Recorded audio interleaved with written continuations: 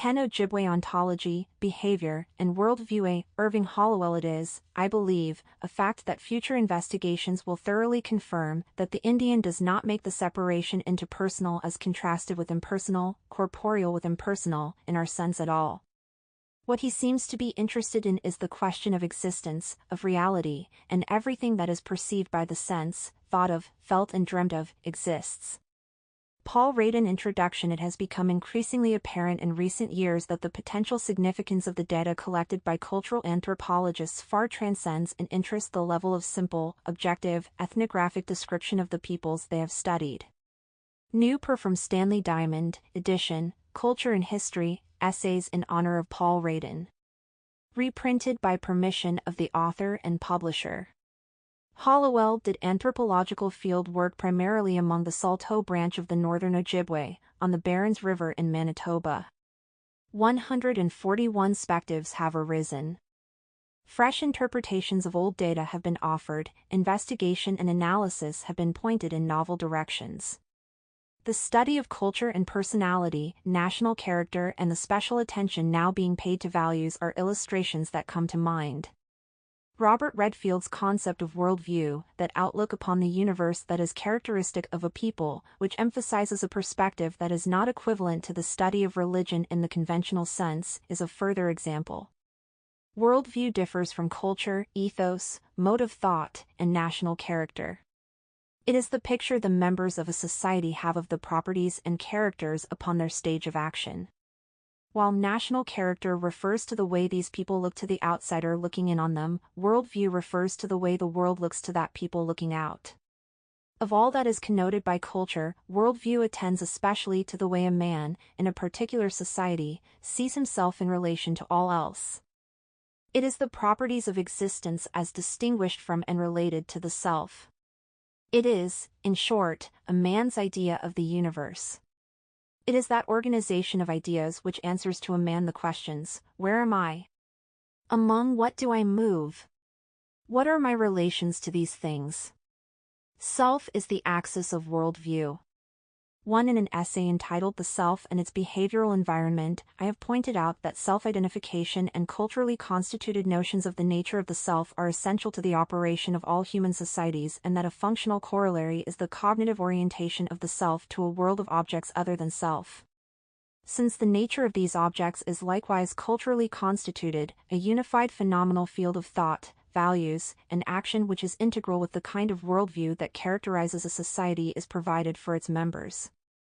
The behavioral environment of the self thus becomes structured in terms of a diversified world of objects other than self, discriminated, classified, and conceptualized with respect to attributes which are culturally constituted and symbolically mediated through language.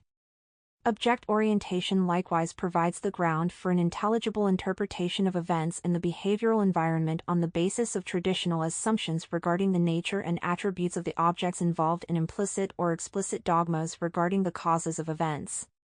Two human beings in whatever culture are provided with cognitive orientation in a cosmos, there is order and reason rather than chaos. There are basic premises and principles implied, even if these do not happen to be consciously formulated and articulated by the people themselves. We are confronted with the philosophical implications of their thought, the nature of the world of being as they conceive it.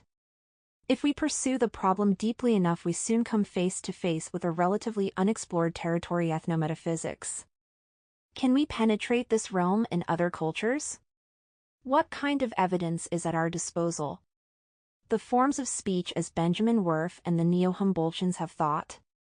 3. The manifest content of myth. Observed behavior and attitudes. And what order of reliability can our inferences have? The problem is a complex and difficult one, but this should not preclude its exploration. In this paper I have assembled evidence, chiefly from my own field work on a branch of the northern Ojibwe, for which supports the inference that in the metaphysics of being found among these Indians, the action of persons provides the major key to their worldview.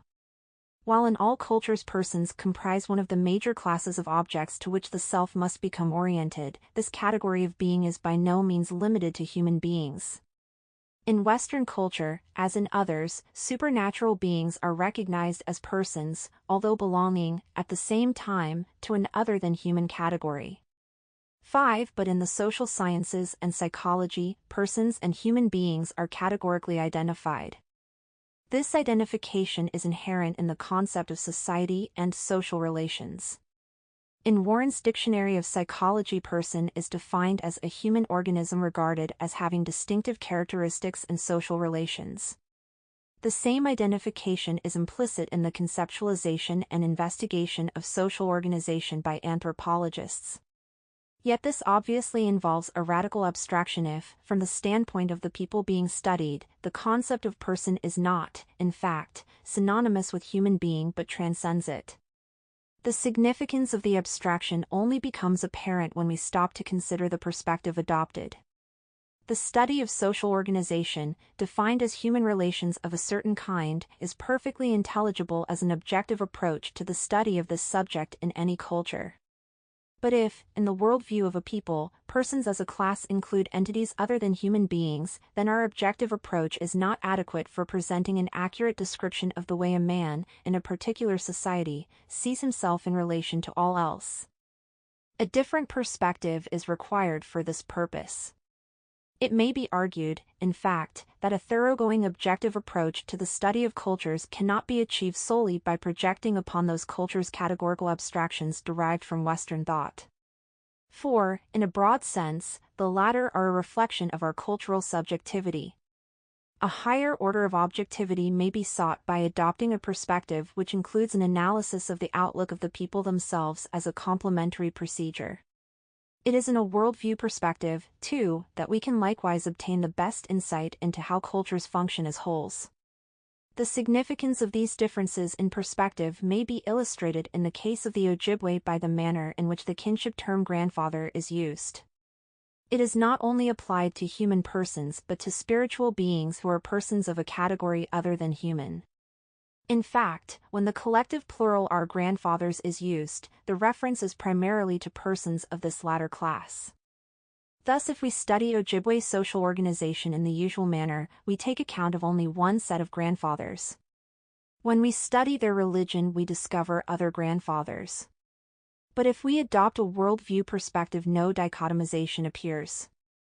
In this perspective, grandfather is a term applicable to certain person objects, without any distinction between human persons and those of an other-than-human class. Furthermore, both sets of grandfathers can be said to be functionally as well as terminologically equivalent in certain respects. The other-than-human grandfathers are sources of power to human beings through the blessings they bestow, i.e., a sharing of their power which enhances the power of human beings. A child is always given a name by an old man, i.e., a terminological grandfather. It is a matter of indifference whether he is a blood relative or not. This name carries with it a special blessing because it has reference to a dream of the human grandfather in which he obtained power from one or more of the other-than-human grandfathers. In other words, the relation between a human child and a human grandfather is functionally patterned in the same way as the relation between human beings and grandfathers of an other-than-human class. And, just as the latter type of grandfather may impose personal taboos as a condition of a blessing, in the same way a human grandfather may impose a taboo on a grandchild he has named. Another direct linguistic clue to the inclusiveness of the person category in Ojibwe thinking is the term Wendigo. Barriga defines it in his dictionary as fabulous giant that lives on human flesh, a man that eats human flesh, cannibal.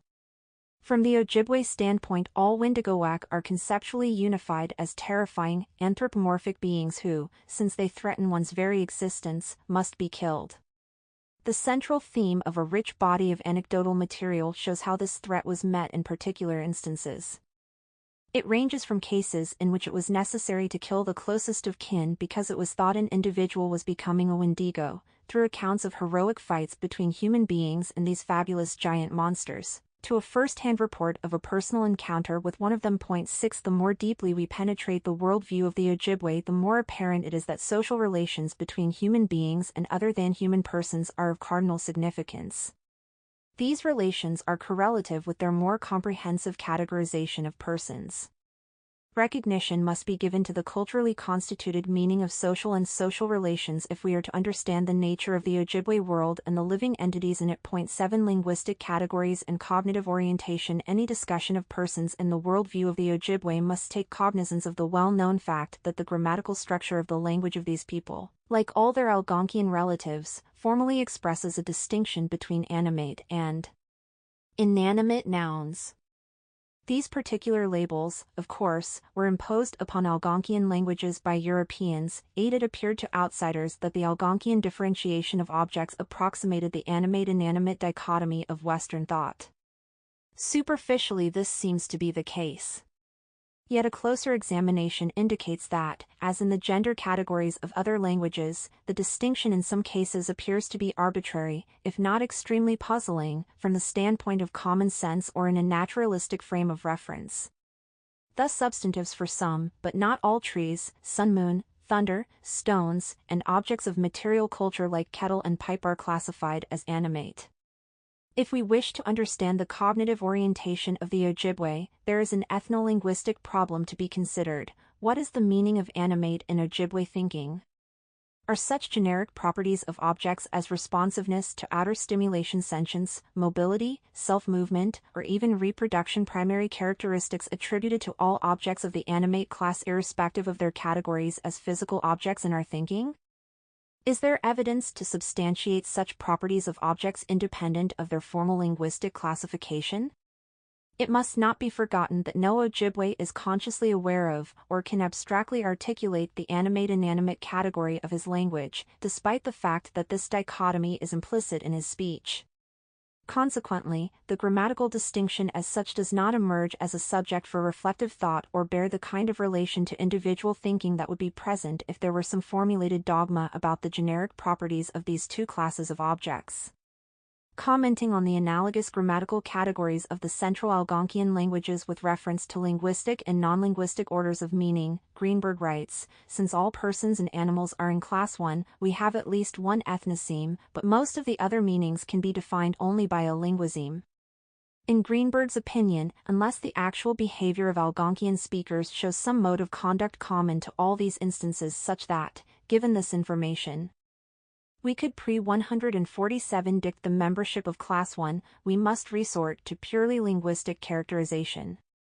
9. In the case of the Ojibwe, I believe that when evidence from beliefs, attitudes, conduct, and linguistic characterization are all considered together, the psychological basis for their unified cognitive outlook can be appreciated even when there is a radical departure from the framework of our thinking.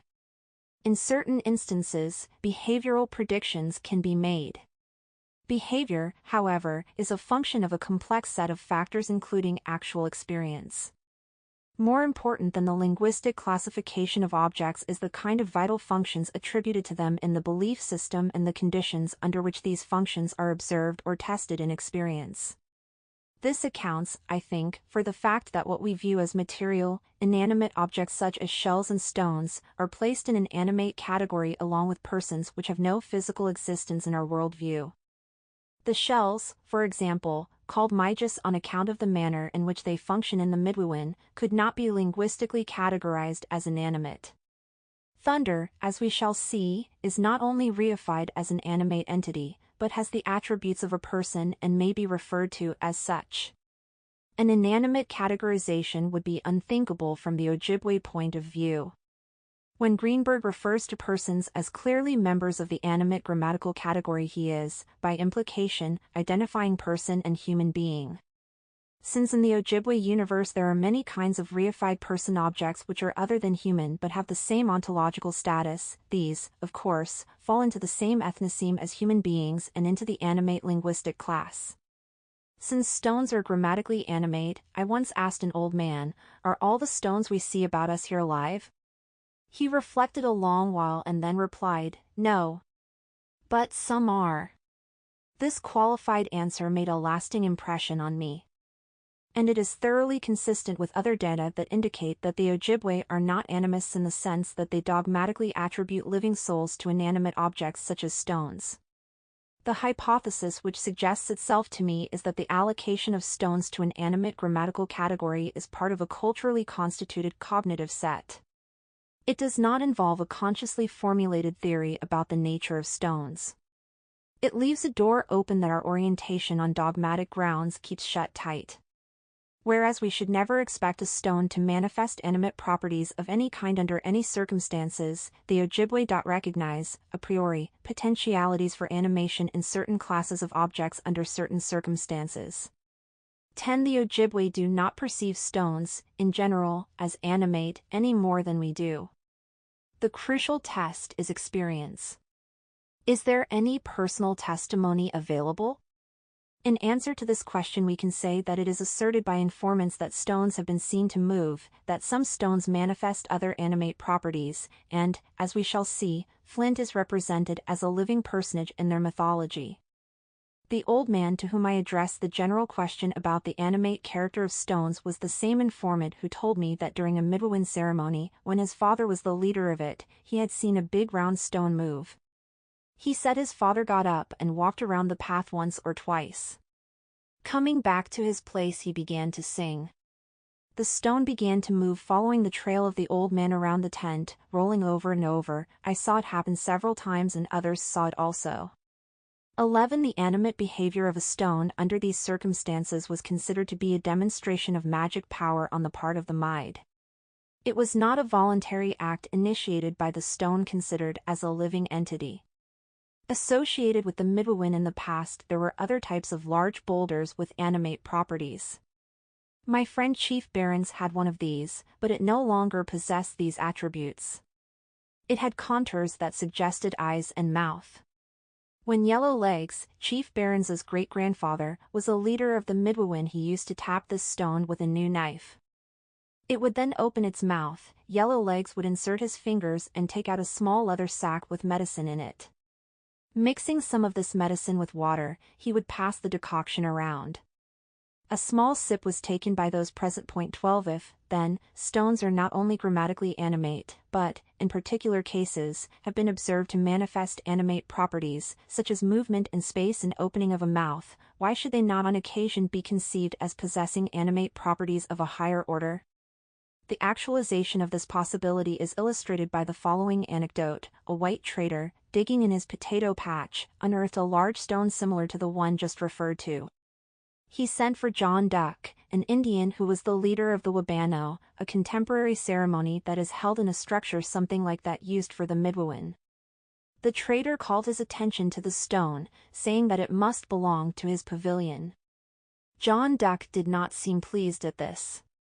He bent down and spoke to the boulder in a low voice, inquiring whether it had ever been in his pavilion.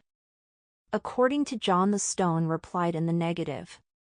It is obvious that John Duck spontaneously structured the situation in terms that are intelligible within the context of Ojibwe language and culture. Speaking to a stone dramatizes the depth of the categorical difference in cognitive orientation between the Ojibwe and ourselves.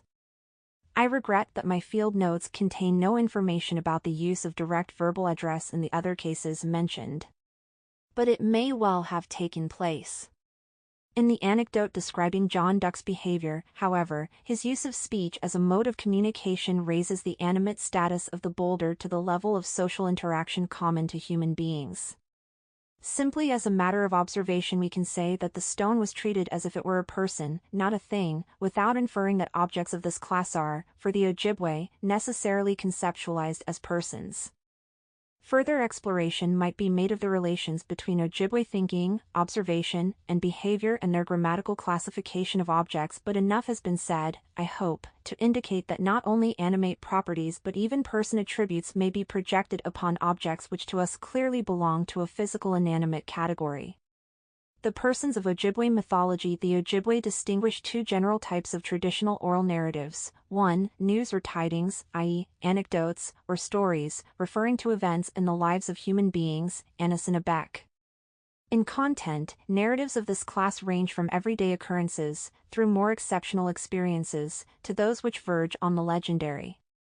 2. Myths, 13, i.e., sacred stories, which are not only traditional and formalized, their narration is seasonally restricted and is somewhat ritualized. The significant thing about these stories is that the characters in them are regarded as living entities who have existed from time immemorial. While there is genesis through birth and temporary or permanent form shifting through transformation, there is no outright creation. Whether human or animal in form or name, the major characters in the myths behave like people, though many of their activities are depicted in a spatio-temporal framework of cosmic, rather than mundane, dimensions. There is social interaction among them and between them and Anishinabek. A striking fact furnishes a direct linguistic cue to the attitude of the Ojibwe towards these personages. When they use the term Atisocanik, they are not referring to what I have called a body of narratives. The term refers to what we would call the characters in these stories. To the Ojibwe, they are living persons of an other-than-human class. As William Jones said many years ago, myths are thought of as conscious beings, with powers of thought and action. 14. A synonym for this class of persons is our grandfathers. The Atisocanik, or our grandfathers, are never talked about casually by the Ojibwe. But when the myths are narrated on long winter nights, the occasion is a kind of invocation. Our grandfathers like it and often come to listen to what is being said. In ancient times, one of these entities is reputed to have said to the others, "We'll try to make everything to suit the Anishinabek as long as any of them exist, so that they will never forget us and will always talk about us." It is clear, therefore, that to the Ojibwe, their talk about these entities, although expressed in formal narrative, is not about fictitious characters. On the contrary, what we call myth is accepted by them as a true account of events in the past lives of living persons. 15. It is for this reason that narratives of this class are significant for an understanding of the manner in which their phenomenal field is culturally structured and cognitively apprehended. As David Bidney has pointed out, the concept of myth is relative to one's accepted beliefs and convictions, so that what is gospel truth for the believer is sure myth and fiction for the non-believer or skeptic. Myths and magical tales and practices are accepted precisely because pre-scientific folk do not consider them as merely myths or magic, since once the distinction between myth and science is consciously accepted, the acquired critical insight precludes the belief in an acceptance of magic and myth. 16. When taken at their face value, myths provide a reliable source of prime value for making inferences about Ojibwe world outlook. They offer basic data about unarticulated, unformalized, and unanalyzed concepts regarding which informants cannot be expected to generalize. From this point of view, myths are broadly analogous to the concrete material of the texts on which the linguist depends for his derivation, by analysis and abstraction, of the grammatical categories and principles of a language. In formal definitions of myth, the subject matter of such narrative often has been said to involve not only fictitious characters but supernatural persons. This latter appellation, if applied to the Ojibwe characters, is completely misleading, if for no other reason than the fact that the concept of supernatural presupposes a concept of the natural. The latter is not present in Ojibwe thought. It is unfortunate that the natural-supernatural dichotomy has been so persistently invoked by many anthropologists in describing the outlook of peoples in cultures other than our own. Linguists learned long ago that it was impossible to write grammars of the languages of non-literate peoples by using as a framework Indo-European speech forms. Lovejoy has pointed out that the sacred word nature is probably the most equivocal in the vocabulary of the European peoples. 17. And the natural-supernatural antithesis has had its own complex history in Western thought. 18. To the Ojibwe, for example, geesis is not a natural object in our sense at all. Not only does their concept tie and differ, the sun is a person of the other-than-human class. But more important still is the absence of the notion of the ordered regularity in movement that is inherent in our scientific outlook. The Ojibwe entertain no reasonable certainty that, in accordance with natural law, the sun will rise day after day. In fact, Kakabek, a mythical personage, once set a snare in the trail of the sun and caught it. Darkness continued until a mouse was sent by human beings to release the sun and provide daylight again. And in another story it is recounted how two old men at dawn vied with each other in influencing the sun's movements. The first old man said to his companion, "It is about sunrise now and there is a clear sky. You tell the sun to rise at once." So the other old man said to the sun, "My grandfather, come up quickly." As soon as he had said this, the sun came up into the sky like a shot. "Now you try something," he said to his companion. See if you can send it down." So the other man said to the son, "My grandfather, put your face down again." When he said this, the son went down again. "I have more power than you," he said to the other old man. "The sun never goes down once it comes up."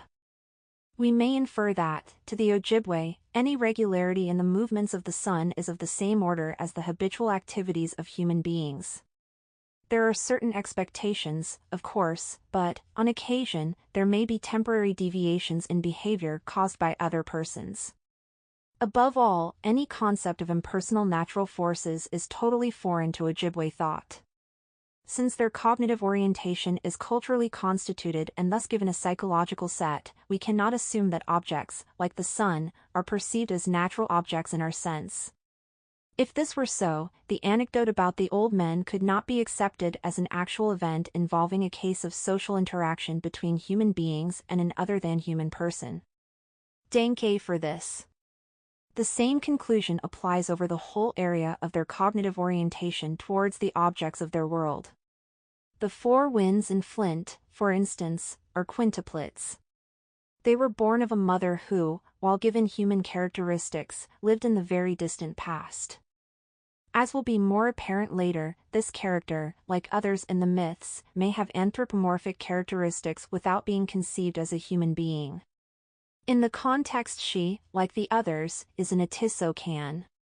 The winds were born first, then Flint jumped out, tearing her to pieces. This, of course, is a direct allusion to his inanimate, stony properties. Later he was penalized for his hurried exit. He fought with Masabos and pieces were chipped off his body and his size reduced. "Those pieces broken from your body may be of some use to human beings someday," Masabos said to him. "But you will not be any larger so long as the earth shall last. You'll never harm anyone again." Against the background of this historic event, it would be strange indeed if Flint were allocated to an inanimate grammatical category. There is a special term for each of the four winds that are differentiated, but no plural for wind. They are all animate beings, whose homes define the four directions. The conceptual reification of Flint, the winds and the sun as other-than-human persons exemplifies a worldview in which a natural-supernatural dichotomy has no place. And the representation of these beings as characters in true stories reinforces their reality by means of a cultural device which at the same time depicts their vital roles in interaction with other persons as integral forces in the functioning of a unified cosmos. Anthropomorphic traits and other-than-human persons in action and motivations. The characters in the myths are indistinguishable from human persons. In this respect, human and other-than-human persons may be set off, in life as well as in myth, from animate beings such as ordinary animals and objects belonging to the inanimate grammatical category. But, at the same time, it must be noted that persons of the other-than-human class do not always present a human appearance in the myths. Consequently, we may ask, what constant attributes do unify the concept of person? What is the essential meaningful core of the concept of person in Ojibwe thinking? It can be stated at once that anthropomorphic traits in outward appearance are not the crucial attributes. It is true that some extremely prominent characters in the myths are given explicit human form. Wiskajak and Kakabak are examples. Besides this, they have distinctive characteristics of their own. The former has an exceptionally long penis and the latter is very small in size, yet extremely powerful. There are no equivalent female figures. By comparison, Flint and the winds have human attributes by implication. They were born of a woman as human beings are born, they speak, and so on. On the other hand, the high god of the Ojibwe, a very remote figure who does not appear in the mythology at all, but is spoken of as a person, is not even given sexual characteristics. This is possible because there is no sex gender in Ojibwe speech.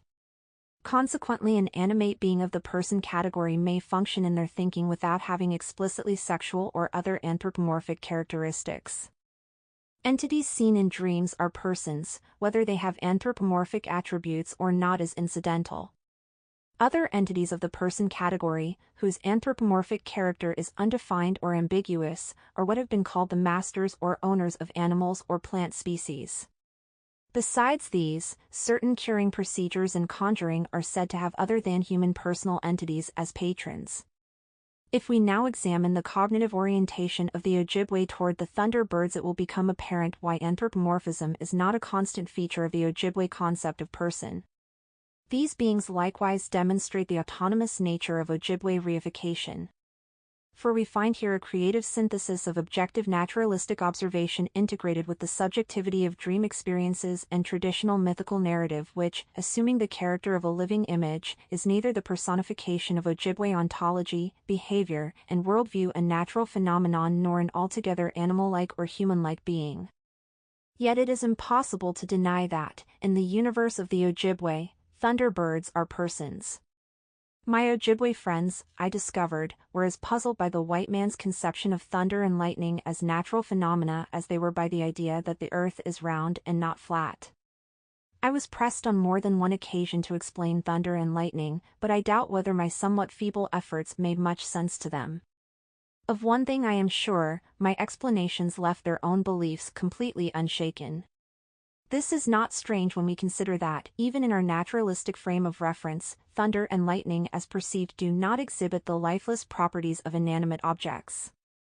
On the contrary, it has been said that thunder and lightning are among the natural phenomena which exhibit some of the properties of person objects. 19. Underlying the Ojibwe view there may be a level of naive perceptual experience that should be taken into account. But their actual construct departs from this level in a most explicit direction. Why is an avian image central in their conception of a being whose manifestations are thunder and lightning? Among the Ojibwe with whom I worked, the linguistic stem for bird is the same as that for thunderbird.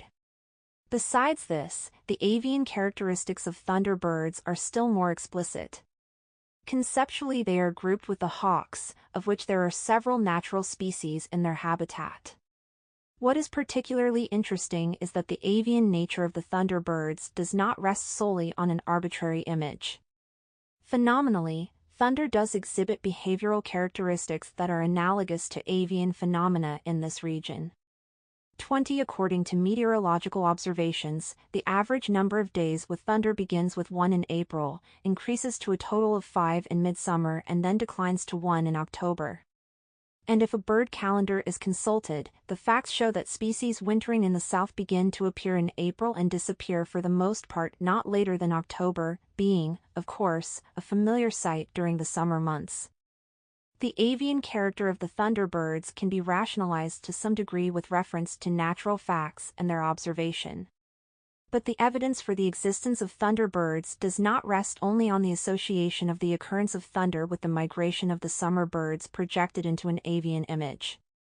When I visited the Ojibwe, an Indian was living who, when a boy of 12 or so, saw Pinisi with his own eyes. During a severe thunderstorm he ran out of his tent and there on the rocks lay a strange bird. He ran back to call his parents, but when they arrived the bird had disappeared. He was sure it was a thunderbird, but his elders were skeptical because it is almost unheard of to see Pinisi in such a fashion. But the matter was clinched and the boy's account accepted when a man who had dreamed of Pinisi verified the boy's description. It will be apparent later why a dream experience was decisive. It should be added at this point, however, that many Indians say they have seen the nests of the thunderbirds. These are usually described as collections of large stones in the form of shallow bowls located in high and inaccessible parts of the country. If we now turn to the myths, we find that one of them deals in considerable detail with thunderbirds. 10 unmarried brothers live together. The oldest is called Mitsikiwis. A mysterious housekeeper cuts wood and builds a fire for them which they find burning when they return from a long day's hunt, but she never appears in person. One day the youngest brother discovers and marries her. Mitsikiwis is jealous and kills her. She would have revived if her husband had not broken a taboo she imposed. It turns out, however, that she is not actually a human being but a thunderbird and, thus, one of the Atisocanic and immortal. She flies away to the land above this earth inhabited by the thunderbirds. Her husband, after many difficulties, follows her there. He finds himself brother-in-law to beings who are the masters of the duck hawks, sparrow hawks, and other species of this category of birds he has known on Earth. He cannot relish the food eaten, since what the thunderbirds call beaver are to him like the frogs and snakes on this earth. He goes hunting gigantic snakes with his male thunderbird relatives.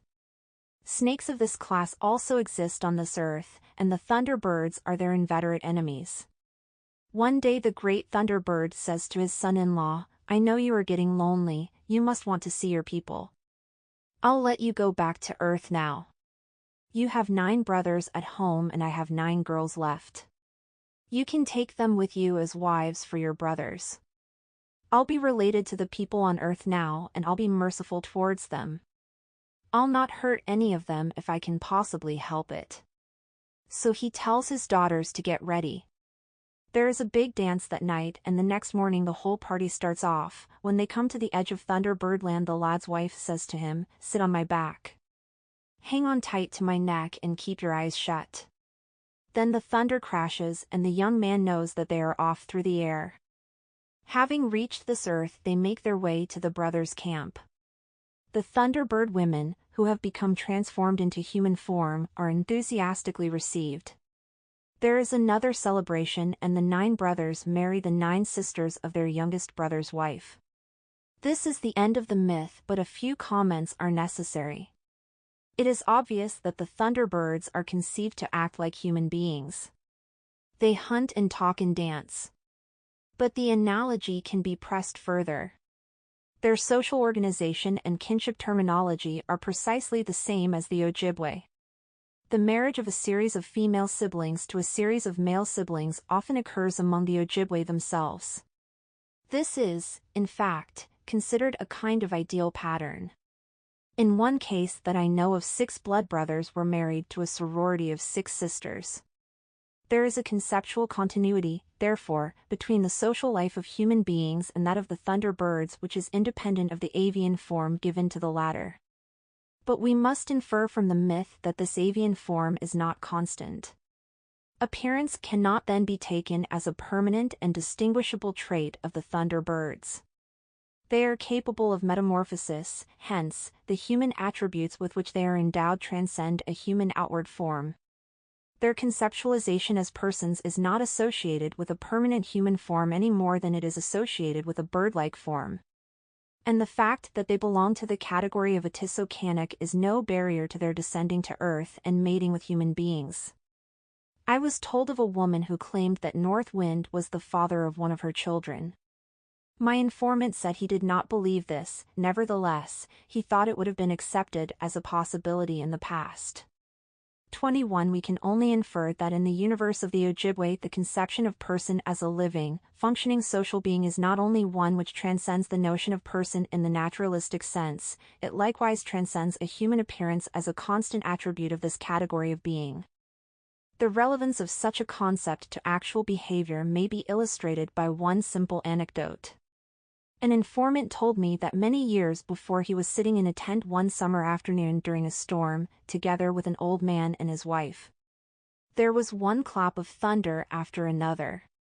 Suddenly the old man turned to his wife and asked, "Did you hear what was said?" "No," she replied, "I didn't catch it." My informant, an acculturated Indian, told me he did not at first know what the old man and his wife referred to. It was, of course, the thunder. The old man thought that one of the Thunderbirds had said something to him. He was reacting to this sound in the same way as he would respond to a human being, whose words he did not understand.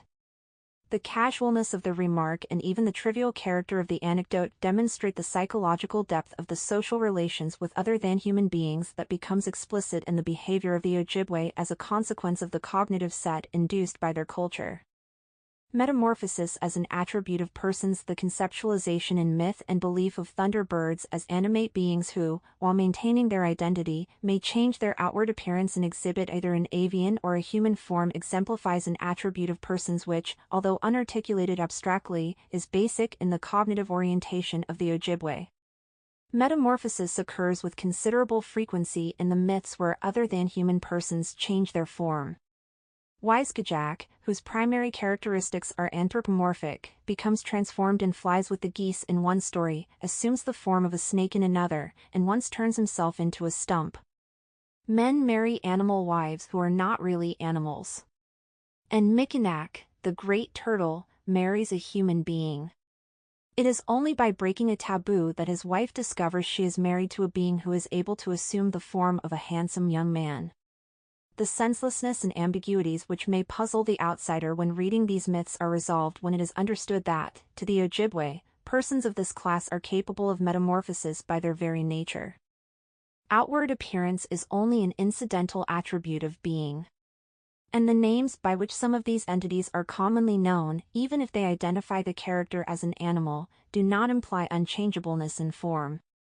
Stith Thompson has pointed out that the possibility of transformation is a commonplace assumption in folk tales everywhere. Many of such motifs are frankly fictitious, but a large number represent persistent beliefs and living tradition. 22. The case of the Ojibwe is in the latter category.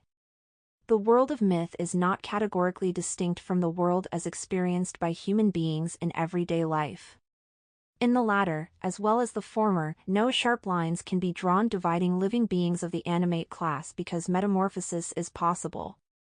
In outward manifestation, neither animal nor human characteristics define categorical differences in the core of being. And, even aside from metamorphosis, we find that in everyday life interaction with non-human entities of the animate class is only intelligible on the assumption that they possess some of the attributes of persons. So far as animals are concerned, when bears were sought out in their dens in the spring they were addressed, asked to come out so that they could be killed, and an apology was offered to them. 23. The following encounter with a bear, related to me by a pagan Ojibwe named Birchstick, shows what happened in this case when an animal was treated as a person. One spring when I was out hunting I went up a little creek where I knew suckers were spawning. Before I came to the rapids I saw fresh bear tracks. I walked along the edge of the creek and when I reached the rapids I saw a bear coming towards me, along the same trail I was following. I stepped behind a tree and when the animal was about 30 yards from me I fired. I missed and before I could reload the bear made straight for me. He seemed mad, so I never moved. I just waited there by the tree. As soon as he came close to me and rose up on his hind feet, I put the butt end of my gun against his heart and held him there. I remembered what my father used to tell me when I was a boy. He said that a bear always understands what you tell him. The bear began to bite the stock of the gun. He even put his paws upon it, something like a man would do if he were going to shoot. Still holding him off as well as I could, I said to the bear, "If you want to live, go away," and he let go the gun and walked off.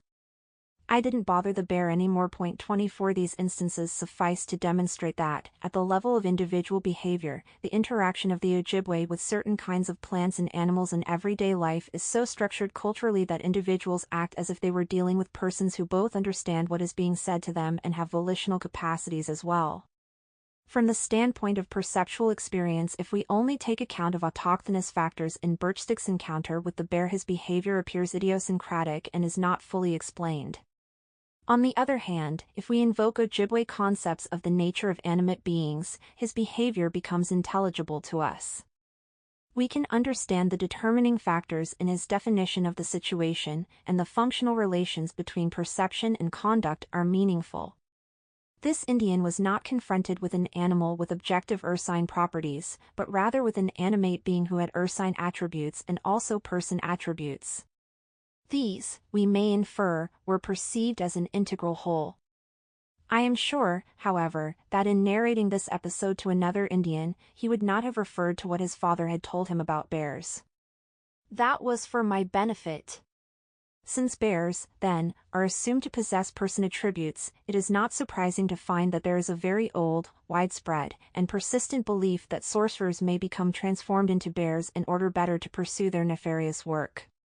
25. Consequently, some of the best documentation of the metamorphosis of human beings into animals comes from anecdotal material referring to cases of this sort. Even contemporary, acculturated Ojibwe have a term for. Before I could reload, the bear made straight for me. He seemed mad, so I never moved. I just waited there by the tree. As soon as he came close to me and rose up on his hind feet, I put the butt end of my gun against his heart and held him there. I remembered what my father used to tell me when I was a boy. He said that a bear always understands what you tell him. The bear began to bite the stock of the gun.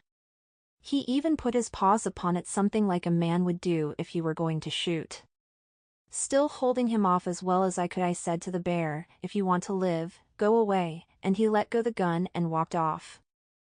I didn't bother the bear anymore. 24 These instances suffice to demonstrate that, at the level of individual behavior, the interaction of the Ojibwe with certain kinds of plants and animals in everyday life is so structured culturally that individuals act as if they were dealing with persons who both understand what is being said to them and have volitional capacities as well.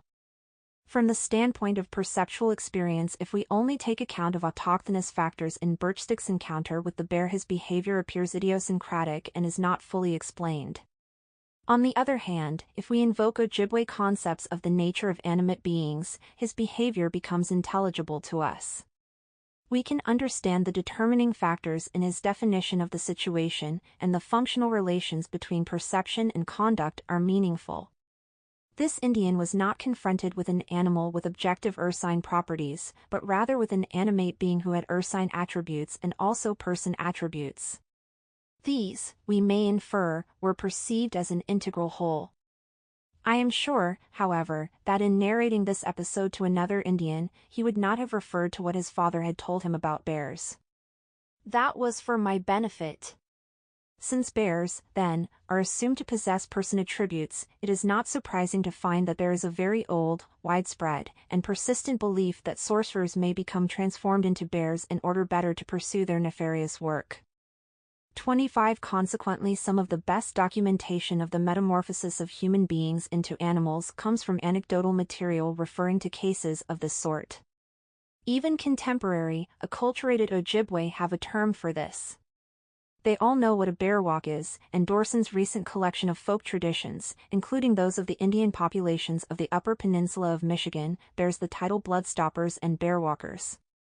One of Dorson's informants gave him this account of what he had seen. "When I was a kid, about 17, before they built the highway, there was just an old tote road from Bark River to Harris. There was 3 of us, one a couple years older, coming back from Bark River at nighttime. We saw a flash coming from behind us. The older fellow said, 'It's a bear walk, let's get it. I'll stand on the other side of the road and you stand on the side.' We stood there and waited. I saw it about 50 feet away from us, close as your car is now. It looked like a bear, but every time he breathed you could see a fire gust. My chum he fall over in a faint. That brave feller on the other side, he faint. When the bear walk, all the ground wave, like when you walk on soft mud or on moss. He was goin' where he was goin'. 26 It is clear from this example, and others that might be added, that the Indian and his companions did not perceive an ordinary bear. But in another anecdote given by Dorson, which is not told in the first person, it is said that an Indian grabbed hold of the bear and it wasn't there, it was the old woman. She had buckskin bags all over her, tied onto her body, and she had a bearskin hide on. 27 I also have been told that the bear walk is dressed up in a bearskin. All such statements, of course, imply a skeptical attitude towards metamorphosis. They are rationalizations advanced by individuals who are attempting to reconcile Ojibwe beliefs and observation with the disbelief encountered in their relations with the whites. An old-fashioned informant of mine told me how he had once fallen sick, and, although he took various kinds of medicine, these did him no good. Because of this, and for other reasons, he believed he had been bewitched by a certain man. Then he noticed that a bear kept coming to his camp almost every night after dark.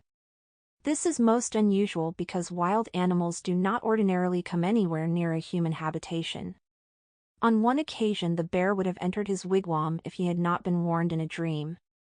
His anxiety increased because he knew, of course, that sorcerers often transformed themselves into bears. So when the bear appeared one night he got up, went outdoors, and shouted to the animal that he knew what it was trying to do. He threatened retaliation in kind if the bear ever returned. The animal ran off and never came back. In this case, there are psychological parallels to Birchstick's encounter with a bear. In both cases, the bear is directly addressed as a person might be, and it is only through a knowledge of the cultural background that it is possible fully to understand the behavior of the individuals involved. In the present case, however, we can definitely say that the animal was perceived as a human being in the form of a bear. The Indian was threatening a human person with retaliation, not an animal. A question that I have discussed in culture and experience in connection with another bear walk anecdote also arises in this case. 28 Briefly, the Ojibwe believe that a human being consists of a vital part, or soul, which, under certain circumstances may become detached from the body, so that it is not necessary to assume that the body part, in all cases, literally undergoes transformation into an animal form. The body of the sorcerer may remain in his wigwam while his soul journeys elsewhere and appears to another person in the form of an animal. This interpretation is supported by an account which an informant gave me of a visit his deceased grandchild had paid him. One day he was traveling in a canoe across a lake. He had put up an improvised mast and used a blanket for a sail. A little bird alighted on the mast. This was a most unusual thing for a bird to do. He was convinced that it was not a bird but his dead grandchild. The child, of course, had left her body behind in a grave, nevertheless she visited him in animal form. Thus, both living and dead human beings may assume the form of animals. So far as appearance is concerned, there is no hard and fast line that can be drawn between an animal form and a human form because metamorphosis is possible.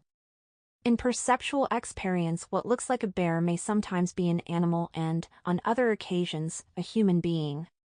What persists and gives continuity to being is the vital part, or soul.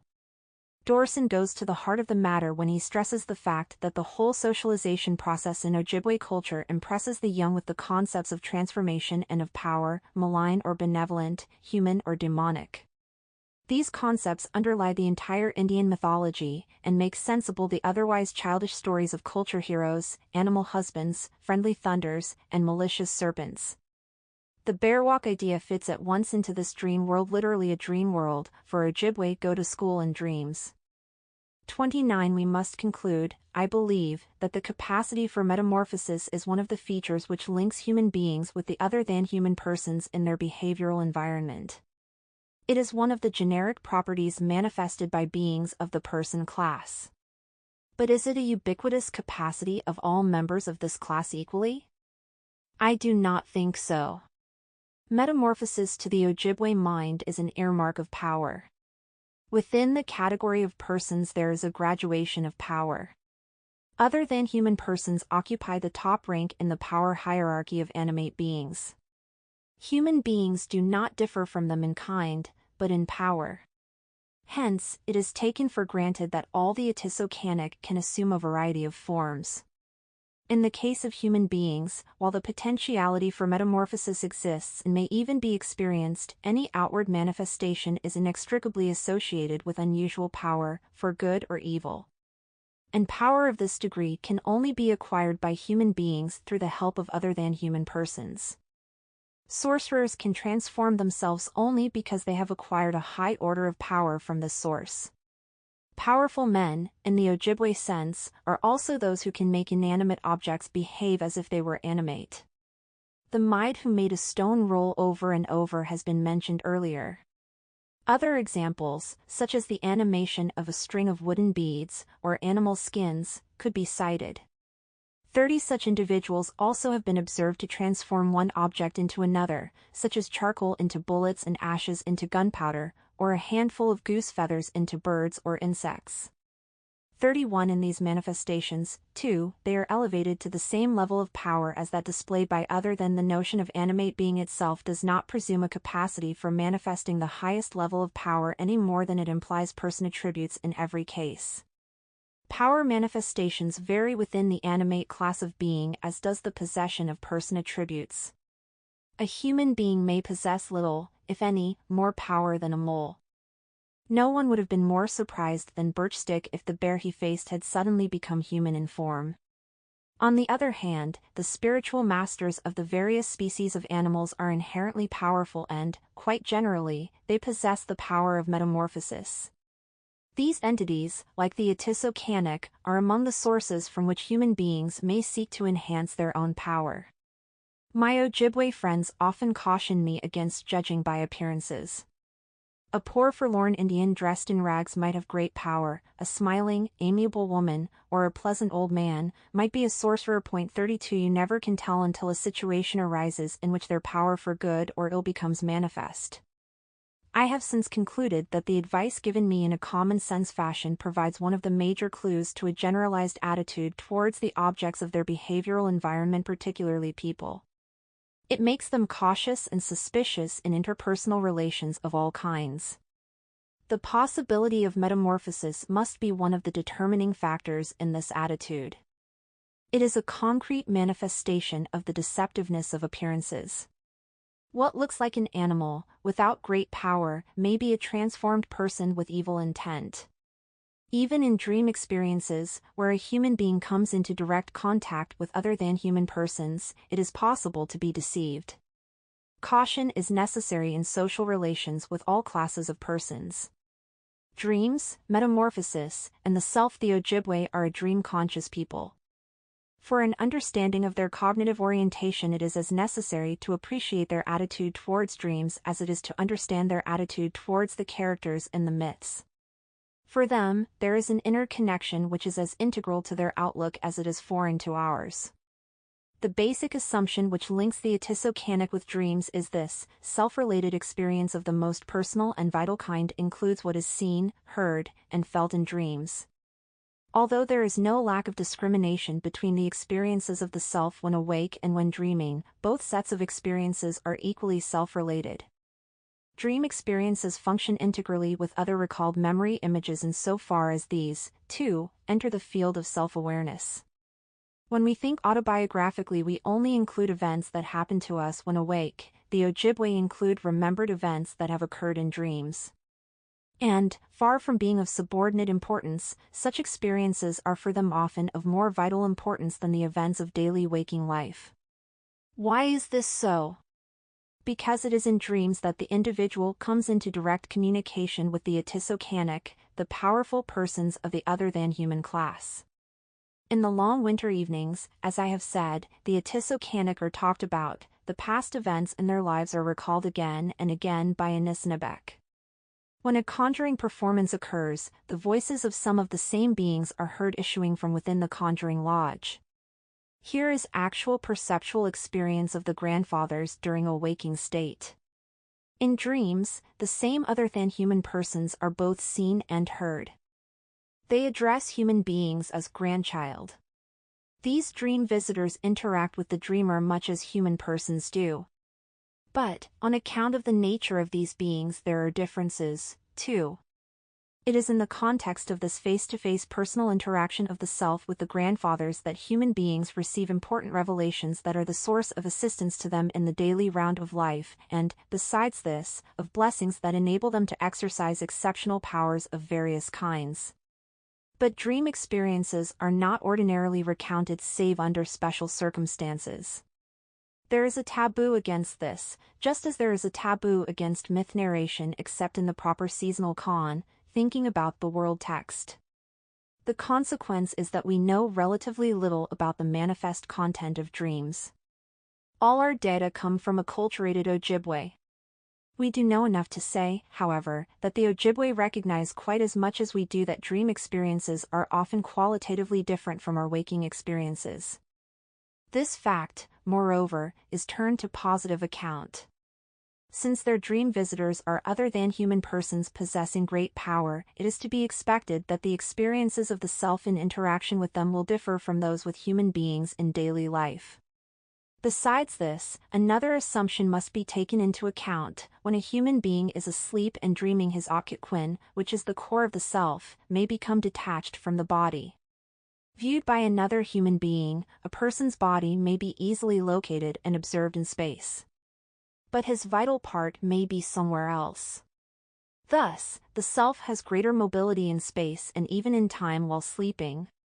This is another illustration of the deceptiveness of appearances. The body of a sorcerer may be within sight in a wigwam, while he may be bear-walking. Yet the space in which the self is mobile is continuous with the earthly and cosmic space of waking life. A dream of one of my informants documents this specifically. After having a dream in which he met some anthropomorphic beings who live in rocky escarpments and are famous for their medicine, he told me that he had later identified precisely the rocky place he had visited and entered in his dream. Thus the behavioral environment of the self is all of a piece. This is why experiences undergone when awake or asleep can be interpreted as experiences of self. Memory images, as recalled, become integrated with a sense of self-continuity in time and space. Metamorphosis may be experienced by the self in dreams. One example will suffice to illustrate this.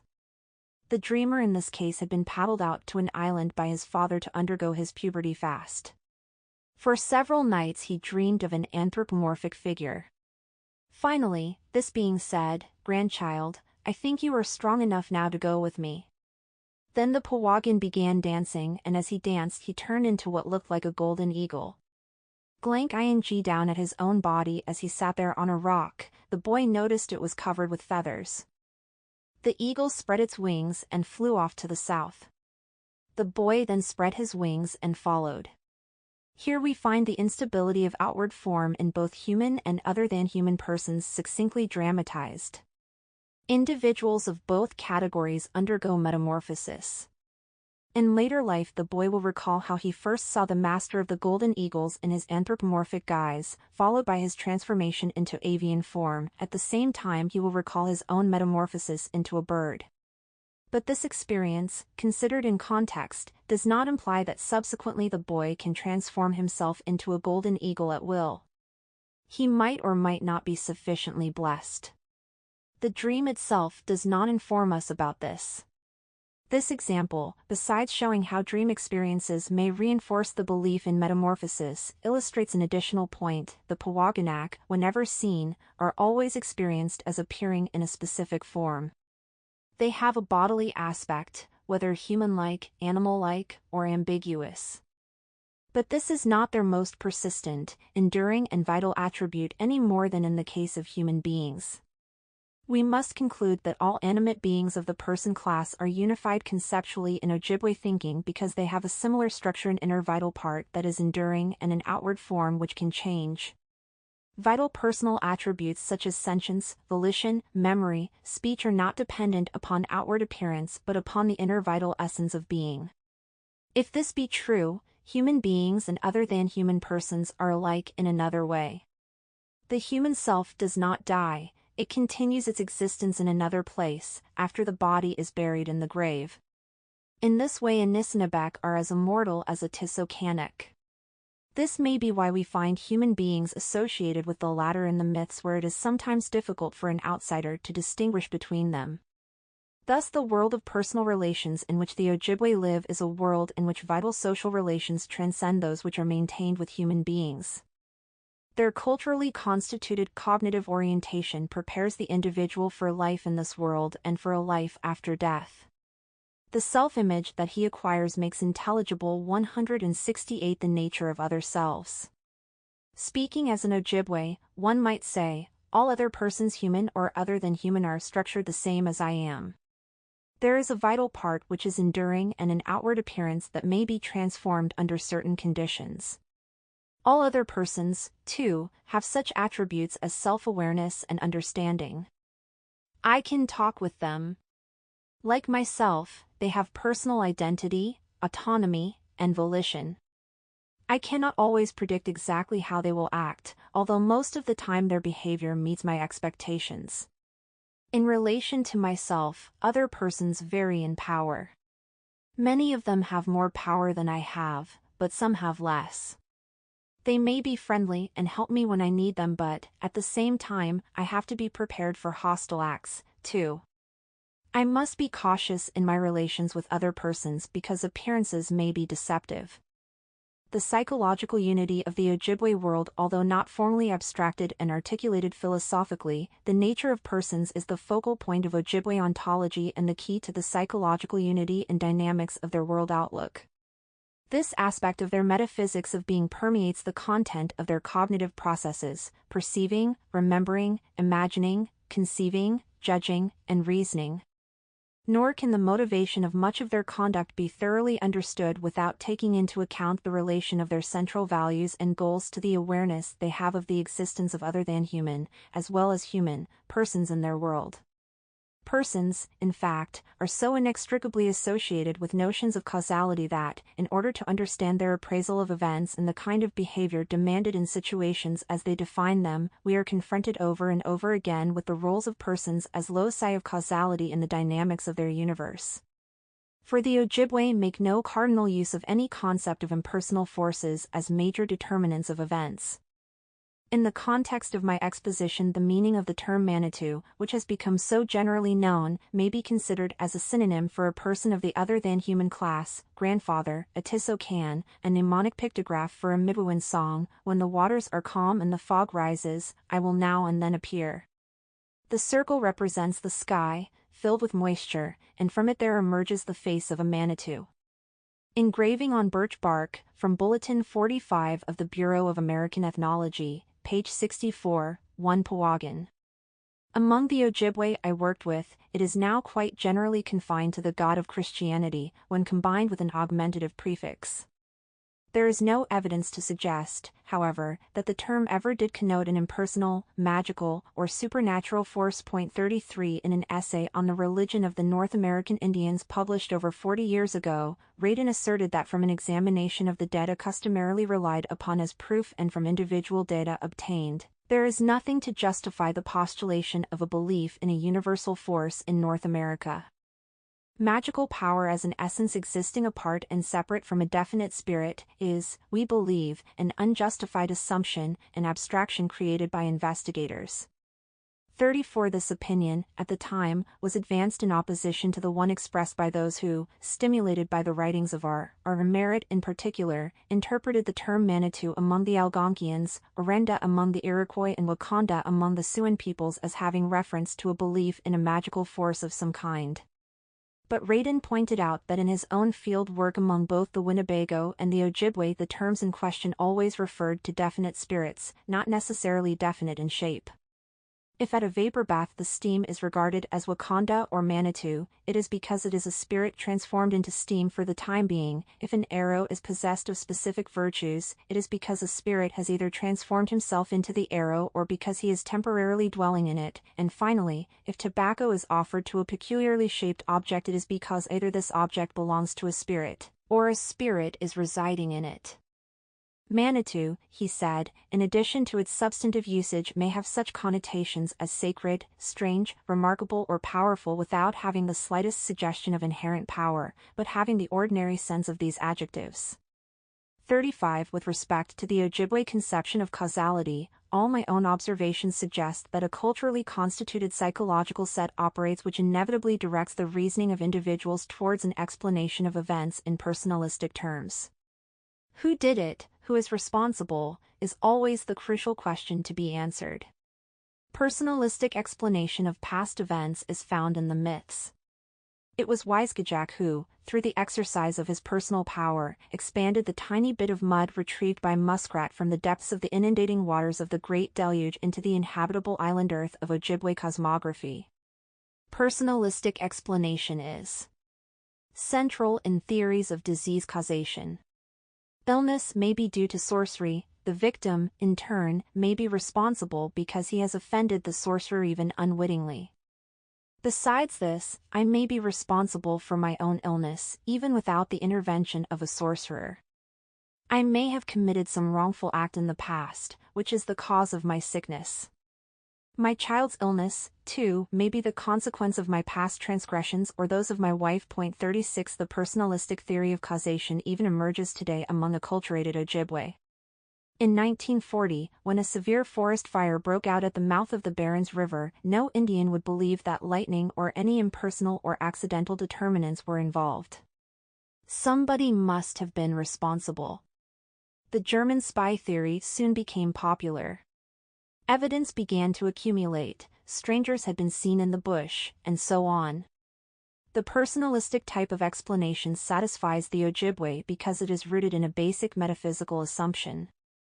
Its terms are ultimate and incapable of further analysis within the framework of their cognitive orientation and experience, since the dynamics of events in the Ojibwe universe find their most ready explanation in a personalistic theory of causation. The qualitative aspects of interpersonal relations become effectively charged with a characteristic sensitivity. 37 The psychological importance of the range and depth of this sensitive area may be overlooked if the inclusiveness of the concept of person and social relations that is inherent in their outlook is not borne in mind. The reason for this becomes apparent when we consider the pragmatic relations between behavior, values, and the role of persons in their worldview. The central goal of life for the Ojibwe is expressed by the term pimidazoin, life in the fullest sense, life in the sense of longevity, health and freedom from misfortune. This goal cannot be achieved without the effective help and cooperation of both human and other-than-human persons, as well as by one's own personal efforts. The help of other-than-human grandfathers is particularly important for men. This is why all Ojibwe boys, in Aboriginal days, were motivated to undergo the so-called puberty fast or dreaming experience. This was the means by which it was possible to enter into direct social interaction with persons of the other-than-human class for the first time. It was the opportunity of a lifetime. Every special aptitude, all a man's subsequent successes and the explanation of many of his failures, hinged upon the help of the guardian spirits he obtained at this time rather than upon his own native endowments or the help of his fellow Anishinabek. If a boy received blessings during his puberty fast and, as a man, could call upon the help of other-than-human persons when he needed them, he was well prepared for meeting the vicissitudes of life. Among other things, he could defend himself against the hostile actions of human persons which might threaten him and thus interfere with the achievement of Tmadaziwin. The grandfather of one of my informants said to him, "You will have a long and good life if you dream well." The help of human beings, however, was also vital, especially the services of those who had acquired the kind of power which permitted them to exercise effective curative functions in cases of illness. At the same time, there were moral responsibilities which had to be assumed by an individual if he strove for pimidazoin. It was as essential to maintain approved standards of personal and social conduct as it was to obtain power from the grandfathers because, in the nature of things, one's own conduct, as well as that of other persons, was always a potential threat to the achievement of pimidazoin. Thus we find that the same values are implied throughout the entire range of social interaction that characterizes the Ojibwe world. The same standards which apply to mutual obligations between human beings are likewise implied in the reciprocal relations between human and other-than-human persons. In his relations with the grandfathers, the individual does not expect to receive a blessing for nothing. It is not a free gift. On his part there are obligations to be met. There is a principle of reciprocity implied. There is a general taboo imposed upon the human being which forbids him to recount his dream experiences in full detail, except under certain circumstances. Specific taboos may likewise be imposed upon the suppliant. If these taboos are violated, he will lose his power. He can no longer count on the help of his grandfathers. The same principle of mutual obligations applies in other spheres of life. The Ojibwe are hunters and food gatherers. Since the various species of animals on which they depend for a living are believed to be under the control of masters or owners who belong to the category of other-than-human persons, the hunter must always be careful to treat the animals he kills for food or fur in the proper manner. It may be necessary, for example, to throw their bones in the water or to perform a ritual in the case of bears. Otherwise, he will offend the masters and be threatened with starvation because no animals will be made available to him. Cruelty to animals is likewise an offense that will provoke the same kind of retaliation. And, according to one anecdote, a man suffered illness because he tortured a fabulous Wendigo after killing him. A moral distinction is drawn between the kind of conduct demanded by the primary necessities of securing a livelihood or defending oneself against aggression and unnecessary acts of cruelty. The moral values implied document the consistency of the principle of mutual obligations which is inherent in all interactions with persons throughout the Ojibwe world. One of the prime values of Ojibwe culture is exemplified by the great stress laid upon sharing what one has with others. A balance, a sense of proportion must be maintained in all interpersonal relations and activities. Hoarding, or any manifestation of greed, is discountenanced. The central importance of this moral value in their world outlook is illustrated by the fact that other than human persons share their power with human beings. This is only a particular instance of the obligations which human beings feel towards one another. A man's catch of fish or meat is distributed among his kin. Human grandfathers share the power acquired in their dreams from other than human persons with their classificatory grandchildren. An informant whose wife had borrowed his pipe for the morning asked to borrow one of mine while we worked together. When my friend Chief Barons once fell ill, he could not explain it. Then he recalled that he had overlooked one man when he had passed around a bottle of whiskey. He believed this man was offended and had bewitched him. Since there was no objective evidence of this, it illustrates the extreme sensitivity of an individual to the principle of sharing, operating through feelings of guilt. I was once told about the puberty fast of a boy who was not satisfied with his initial blessing. He demanded that he dream of all the leaves of all the trees in the world so that absolutely nothing would be hidden from him. This was considered greedy and, while the Powaggan who appeared in his dream granted his desire, the boy was told that as soon as the leaves start to fall you'll get sick, and when all the leaves drop to the ground that is the end of your life. And this is what happened. Point 38 Over fasting is as greedy as hoarding. It violates a basic moral value and is subject to a punitive sanction. The unity of the Ojibwe outlook is likewise apparent here. The entire psychological field in which they live and act is not only unified through their conception of the nature and role of persons in their universe, but by the sanctioned moral values which guide the relations of persons. It is within this web of social relations that the individual strives for pimidazoin. Notes 1. Redfield 1952, page 30, cf. African Worlds. 2. Hallowell 1955, page 91. For a more extended discussion of the culturally constituted behavioral environment of man, see Ibid, pp 86-89 and note 33. The term self is not used as a synonym for ego in the psychoanalytic sense. See Ibid, page 80. 3. C. Basilius 1952, Carolyn Worf 1956, Hoyger 1954, Führer 1953.